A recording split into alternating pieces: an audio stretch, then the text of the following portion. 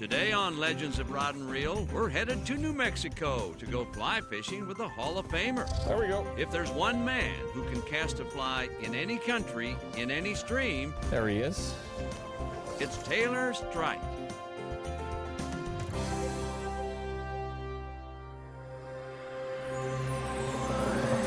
All who seek fish are not created equal.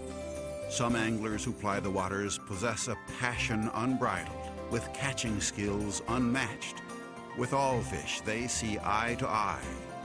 They are the legends of Rod and Reel.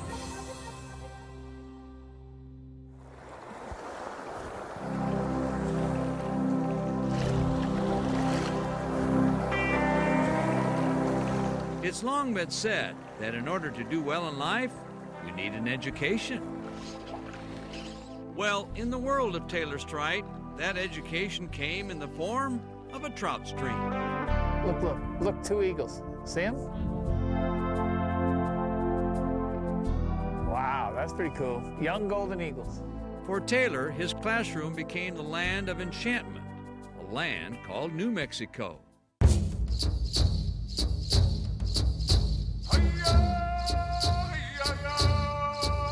The first Spanish explorers arrived in northern New Mexico in 1540. The land was beautiful, and it hasn't changed much.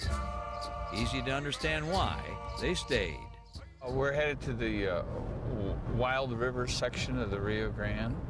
Some 40 years ago, Taylor Strite came for another reason. The Rio Grande. Look at the cloud going across. When Taylor looks down on the Rio Grande, Nice, huh?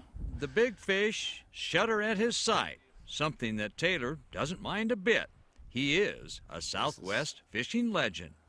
Very nice stuff. You can get way lost up in this canyon. For anglers like Taylor, its beauty runs deep. You see, 1,000 feet below, the rushing water is home to some of the finest trout fishing in the Southwest. You see there's some sections of fast water up there that they do fish quite well. We fish that. But today, Taylor will only view the Rio Grande from an eagle's point of view.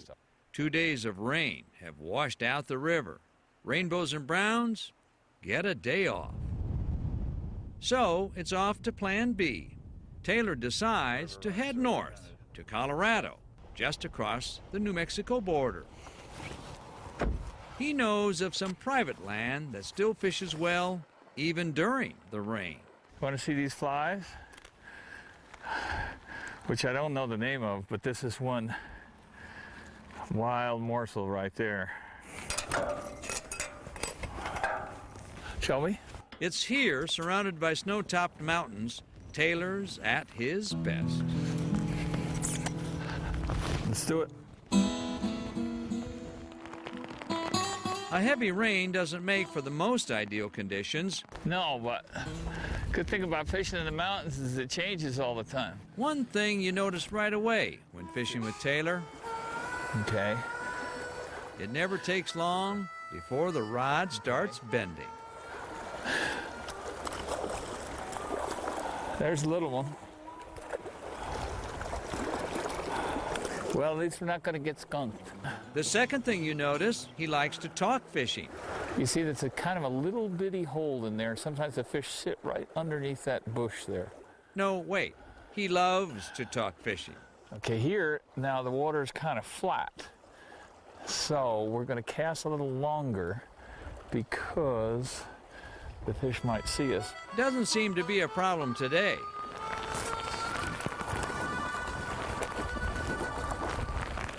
A little bigger?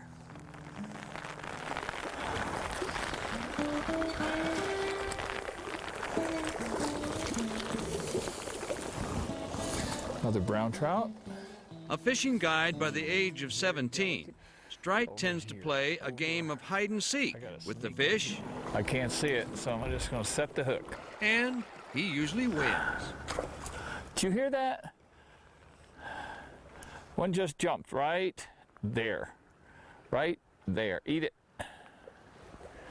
No. Okay. And then sometimes we're holding the rod way out here like this, to minimize the drag. You don't want that fly dragging across the surface. He's always teaching, And take up the slack, always instructing, and then at any time I can just clamp down, raise up the rod, set the hook. and most importantly, always learning. See if there's somebody way over here. Often one of the easiest places to overlook and miss, even if you've done this all your life, is the shallow water over on the side. Just about the time you think Taylor and the fish have had enough of the rain, There we go. Never mind. Never mind. There's a good one. Great fishing in the rain. Not real big, but pretty nice. That's a good thing about fishing is all of your notions don't mean much when the fish takes the fly.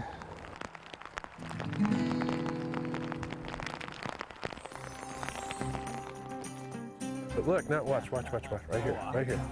still to come on Legends of Rod and Reel, Taylor and Son head out after monster browns. When these two team up together, the fish are in trouble. This is a nice setup. Plus, we find out some of the secrets behind Taylor's success. All that and more on Legends of Rod and Reel. Legends of Rod and Reel is presented by Rapala, your best shot at a world record. Welcome back to Legends of Rod and Reel.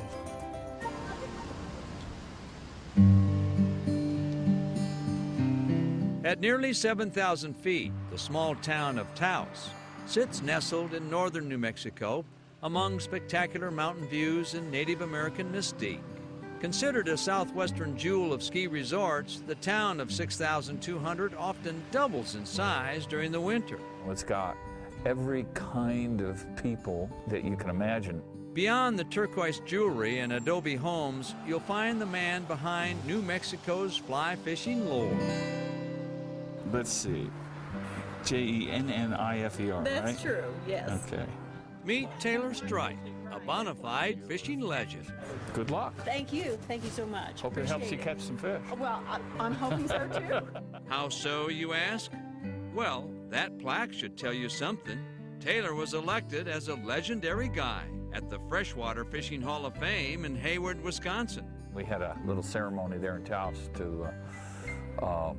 and they gave me a plaque and such. It'll be around when I'm gone, so it does leave your print for a while. Taylor didn't become a fishing legend overnight.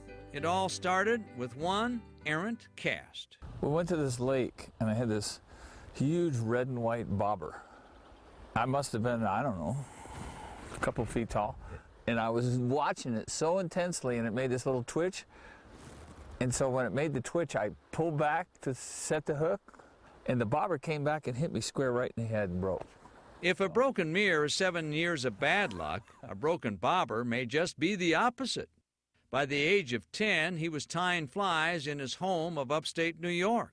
By the age of 17, Taylor had outgrown big city restrictions and headed west to Taos. And when I arrived, I saw all these different rivers and, saw that there was an awful lot of fishing and not many people. So that was kind of a natural choice for me to fish. For years, Taylor plied his craft by guiding and tying flies. In 1980, he opened the Taos Fly Shop. But just like an old riverbed, the business dried up.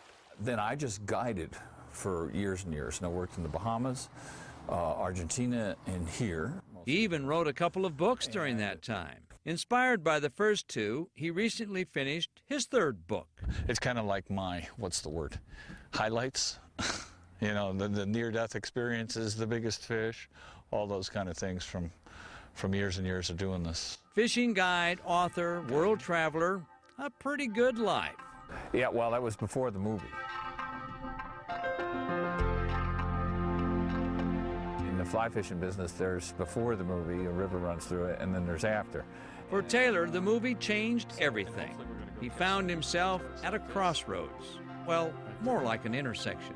Driving down Main Street with son Nick, they happened by the old fly shop. The place is for rent. There's nobody in it. We said, well, that's kind of a weird sign. And we looked in the window, and it was available. And my dad still had the old Taos Fly Shop sign in storage from 20 years ago. And And that's how it happened. So we gave it a shot. Nick borrowed and scraped up enough cash to reopen his dad's old shop. Put some flies on a table and had some t-shirts hanging up, and that was it. Business boomed.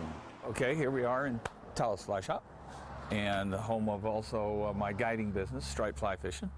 And this is Christina. She is the boss around here. Okay. Here we have the fly tying room over here. Clothing galore, and then we have flies, lots of flies.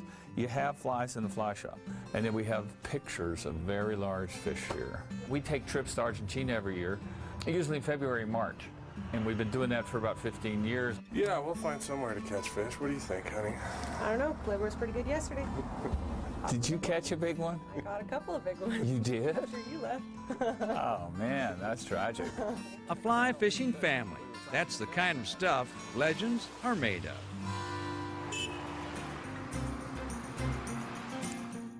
Try this little hole up here, Nick. Still to come on Legends of Rod and Reel, Taylor and son Nick team up together at some of their favorite streams. With these two guys together, they're bound to land some monster fish. But first, Taylor lets you in on one of his legendary fly fishing secrets. Do you see how I got the sun right here? And my shadow is right here like this? That means I can get pretty close to the fish. And then, of course, people will say, well, but you don't want your shadow to fall over the fish. But your shadow's just right here. And you can see right here, you can often get very close to a fish. In other words, you don't want to be in a position where you're fishing into the sun, because then you won't see your fly, and the fish have a much better chance of seeing you and spooking them, which is a big factor in trout fishing, especially in smaller rivers and streams like this one.